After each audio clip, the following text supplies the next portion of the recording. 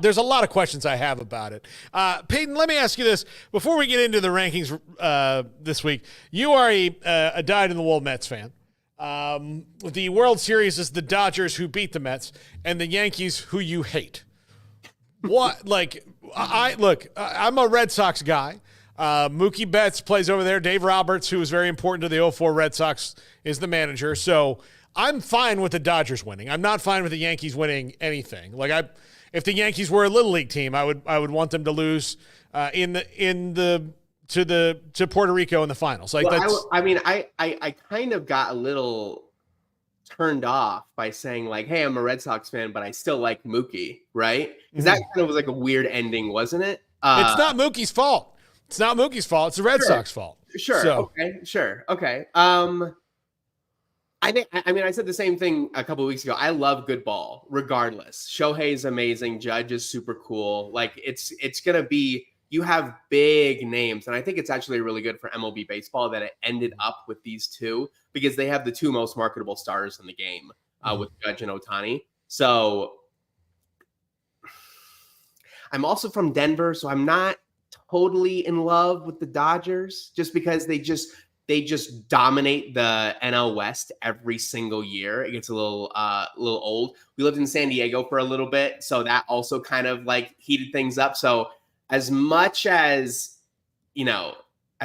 a Mets fan that I am, I might still be going Yankees in this situation. Oh, all right. I mean, we'll get through. We'll get through this together, Payton. We'll get through it. Look, nothing is irreparable. So we'll keep moving on. Okay, you got a little excited, and we thought maybe that the playoff rankings coming out this week. They're not. They're coming out next week. But this is what you've been. This 12-team playoff is what you've built. Like, this is what you're waiting for. So it's not surprising you might get a little ahead of yourself. So this is a critical week, though. Because of that, into seeing where these things are starting to go. And I think we saw last week that there's nobody that's going to have maybe a big resume punch all year long if they don't go undefeated. Like, everybody's going to have the same kind of, that wasn't great. So this week, I mean, the top 7 or 8, you've got A&M winning this week. We'll talk about that game in a second. But was there any kind of surprising shift to you at all this week, anywhere around? The most obvious is BYU. BYU is the underdog here, and I don't understand why. Yeah, I don't. I mean, I guess because they're on the road. Right? But I'm asking my neighbors, I'm asking family members, like, what is going on here? And no one has a reasonable explanation. So, and it's not like UCF has played great at home. CU came in there and knocked them all around, no problem. So, and I think if you want to say, well, who's the better team in that division between CU and BYU? I don't know too many people who are picking CU. So that doesn't make any sense to me. So with that loss, BYU is going to drop. And I'm curious, the algorithm thinks that they're going to drop significantly, but I don't know why in this scenario. They're going to drop to 22, by the way. So drop 11 slots, which is aggressive. I don't know if it'll be that aggressive. I might say that 17, 18 range. But if you just think about it from like on paper, BYU loses to 3 and 4 UCF. They should drop pretty heavy, right? Like that to me seems like that's a bad loss. But Vegas and ESPN analytics both say UCF is going to win this game. So I don't know what to think right here. That's by far my biggest, I don't know what to really make of it. Yeah. I don't get it at all. I really don't. You have Notre Dame winning but dropping a spot. Is that more because an Alabama win over Missouri would push them up and Indiana would maybe hop them? So that's I've had a couple discussions about this one too. Mostly with Indiana fans saying you can't possibly say that Alabama's going to re-jump us again in the standings. But just to, once again, let's lay it out on paper for a second. If you have Alabama beating a ranked Missouri team, which is projected to win by 16 according to Vegas, versus Indiana winning by 6 against an unranked UW team. Now, it's still a good team. I'm not saying they're unranked, therefore they're not good, but they're not what they were last year. No. I think that's a more impressive win for Alabama. And so, yes, that catapults them up a little bit. Notre Dame has a game against Navy. Once again, you have 12 versus 24, right? This is the game for Navy to prove everyone wrong and say we're legit, right? I think a lot of people are being, it's cute. Let's let the USA represent. Woohoo, Army and Navy. It's all good. I think this, if Navy can throw a serious punch here, it's going to change everything about how people view Army, about how people view Navy. Notre Dame, I think at that point has 2 bad losses. Even if you want to say a ranked Navy team beat them, I still don't think that's a good loss to have on your resume. Maybe I'm wrong. But yeah, Notre Dame really doesn't have anywhere to move up here. So either someone else is going to have a more impressive win, right? You have Alabama playing number 21 Missouri, and Notre Dame's playing number 24. So according to the poll, they're valuing Mizzou over Navy. So that's a more impressive win. Yeah, Notre Dame just kind of loses some ground due to no fault of their own.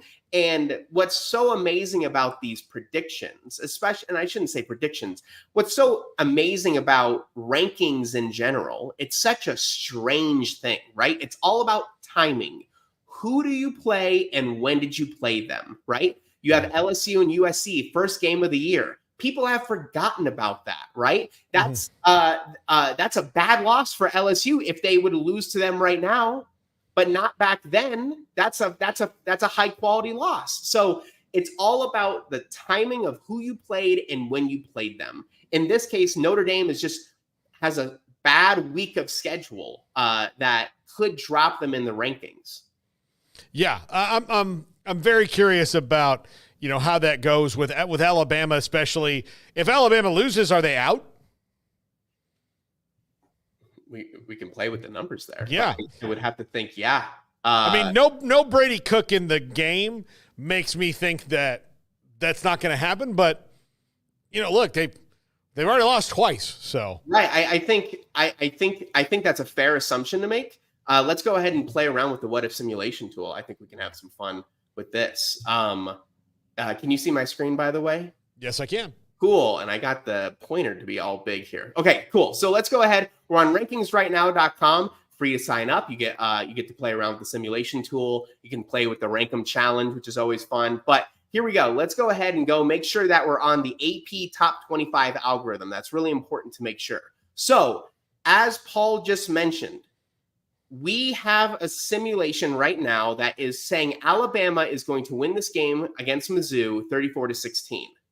Now, what are we thinking of this game? Are we saying it's close? Are we saying it's most of the Alabama loss? It's probably going to be close. Sure. So yeah. Let's just say it's 34-30. Okay. High scoring, whatever. You can play around with whatever point simulation you want. But so here's just a reminder. Here's our altered week games. And when we look at this projection, that has Alabama down to number 24. So that is, I don't know how you make up that ground. And we can even play around. I know I really wanted to this week, but here, let's take a quick glance at the College Football Selection Committee rankings. And let's run the same exact scenario. So right now, this is where the College Football Selection Committee, by the way, look, the selection committee, according to our algorithm, really values that Notre Dame win against Navy. That's a legitimate win, right? So BYU not dropping nearly as much. So let's say same thing. Alabama's still sitting at that 13 spot with a win this week. Let's go ahead and see what we believe the committee will say. Let's do the same thing, 34-30, confirming that. Making sure that that's the only game that we're going to be simulating as a change. And Alabama drops to 21. That 9 spots is a long way to go. And especially, I don't think Alabama would be in the conference championship game. And you need that extra game to make up that ground. I think that could be the death sentence for the Crimson Tide. Yeah, I would. I mean, I don't know.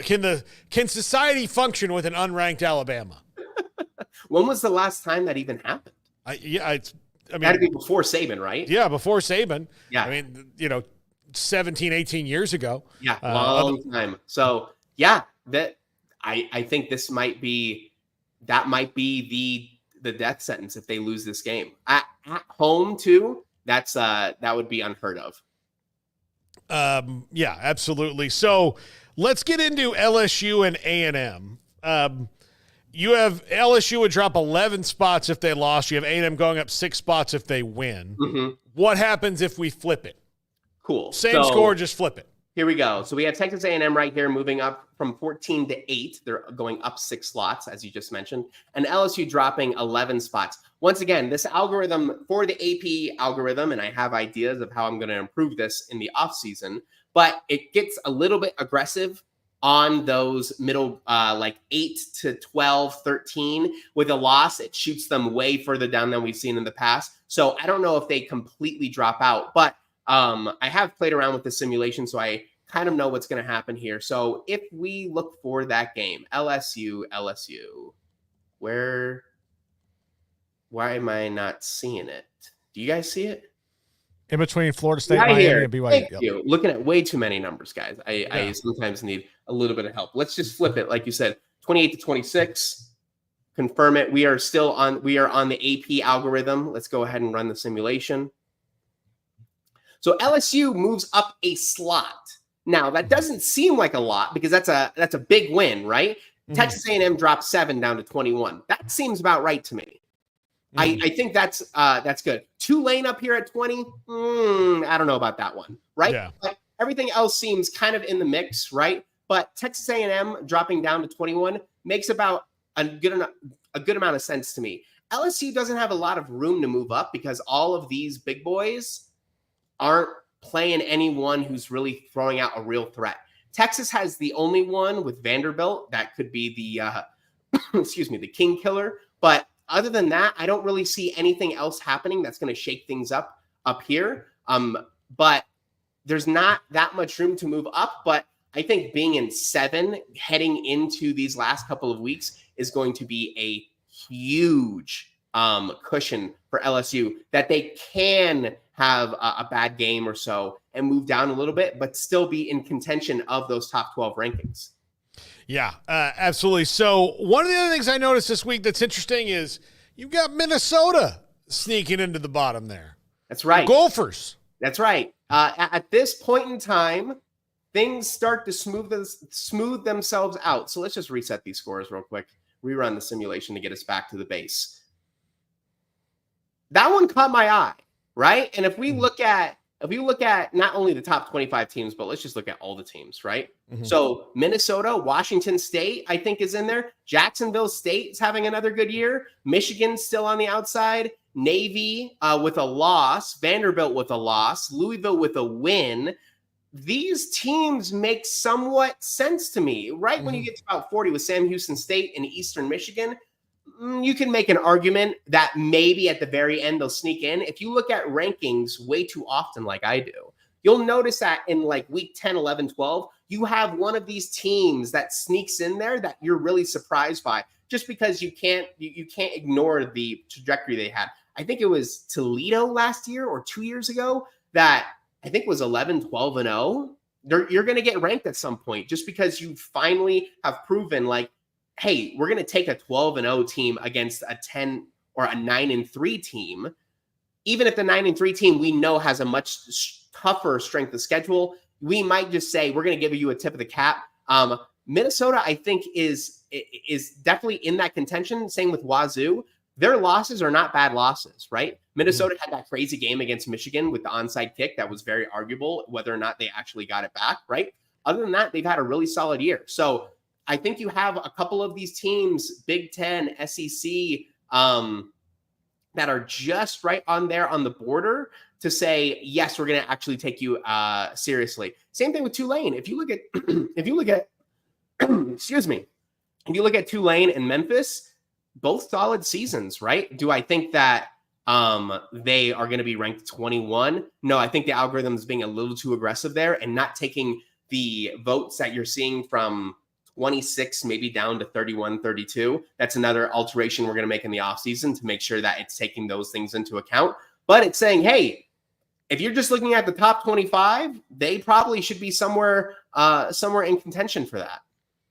Very, very interesting stuff. All right, so how do you prepare for next week? And I'm going to encourage people to.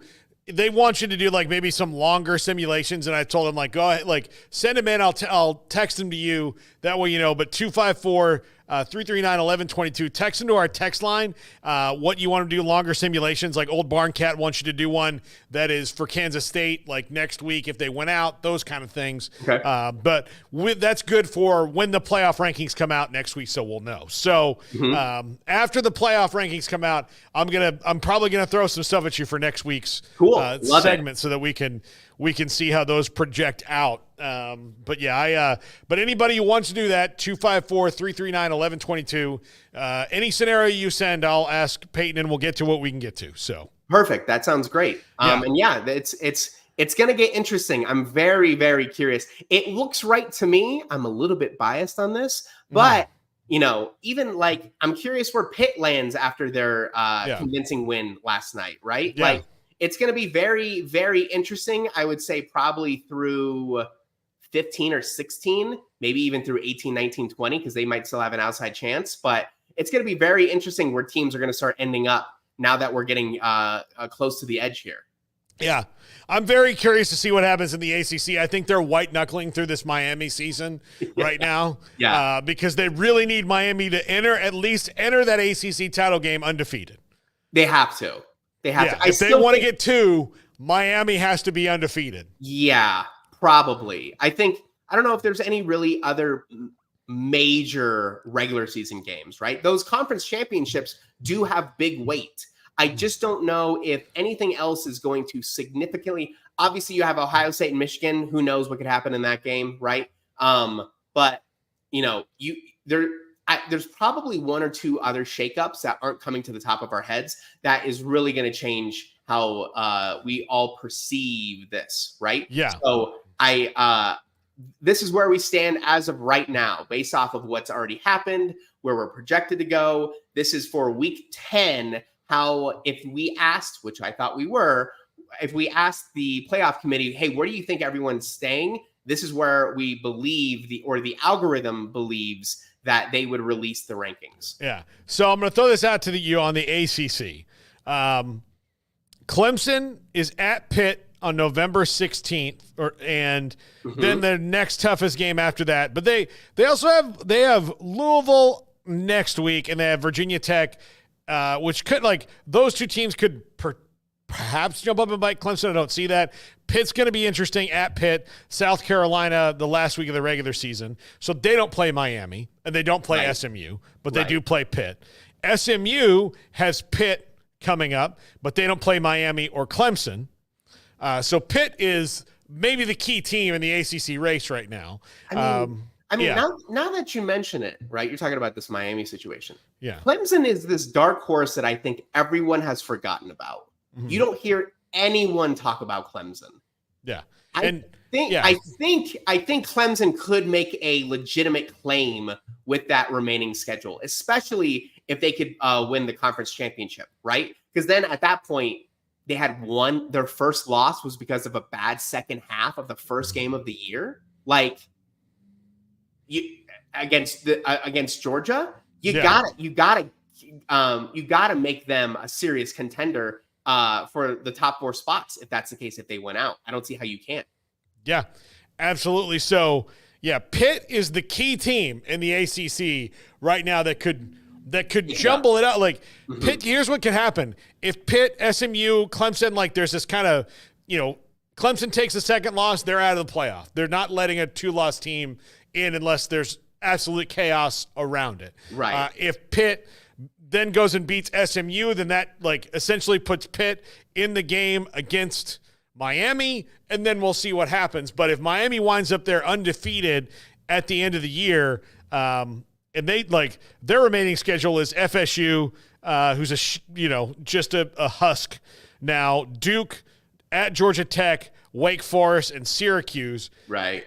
And that, like, offensively, they should score 50 points on all those teams. Yeah. So you just brought up a great point I wanted to ask you about. You said they're not going to let a 2-loss team into the playoff. From the ACC. From the ACC. Okay, I was going to say, where do you put Texas if they lose? Oh, look, Texas is going to have to lose 3 times. Sure. Texas is going to have to lose 3 times for that. A shaky game this weekend against Vanderbilt, it might completely throw their first 7-8 games up in flames, right? Yeah. Might be completely done. We don't know what to think of you anymore. And as a Florida State fan, I think you can give more credibility to that than anything, where they will just take it away and say, you're not where we thought you were. We're so sorry. You've had a great year, pat on the back, but you don't get to play in the dance. I'm curious, right? Texas is the only one right now that looks shaky, right? I don't think we know what's really going on with Quinn. Is Manning going to take over if Quinn has another bad game? We need to really see if Texas is going to say, hey, all of that was all nothing. Don't worry about it. We are who you thought we are. So that's okay, cool. So an ACC team with 2 losses, yeah, that's going to be tough, especially with how loaded we are with the SEC and the Big Ten up here. Yeah, because if you look at the 4 spots right now, that would be, let's just say it's Boise State in the group of 5 spot. Mm-hmm. It's Notre Dame if they keep on winning, which they'll be favored in every single game from here on out. Right. Then you've got your ACC champ and your Big 12 champ. You know, as long as there's 4 teams that have equal or better records in each league from the Big 10 and SEC, that's your playoff. Right. I mean, that's what it's going to be, and it would shock me. And Clemson really is the only team, but for Clemson to get in, they can't lose a second time, so they need to win out and then beat Miami, and then maybe Clemson and Miami would both be in and push out, you know, the lowest rung of the SEC Big Ten that was kind of just there because of the patch. Yes. Once again, everything has to do with timing, right? If Clemson had 2 bad losses at the very beginning of the year, right? Let's say whoever they played in week 2, they lose. If they would have put a really nice string together, made their way into the conference championship, I think they're fine. But you can't lose now. You cannot do it. It all has to come down to what we've seen lately. And that really comes down to this algorithm is trying to mimic what human behavior is. And all the time I see on social media, people talk about, well, blah, blah, blah, team A beat team B. Yeah, but it was in week 3. No one even remembers it anymore. Yeah. It's not a good win or a good loss. Someone was saying, well, if Vandy wins against Texas, that means that when Mizzou dropped in the rankings after they beat them, that shouldn't have happened. You're absolutely right, but it did.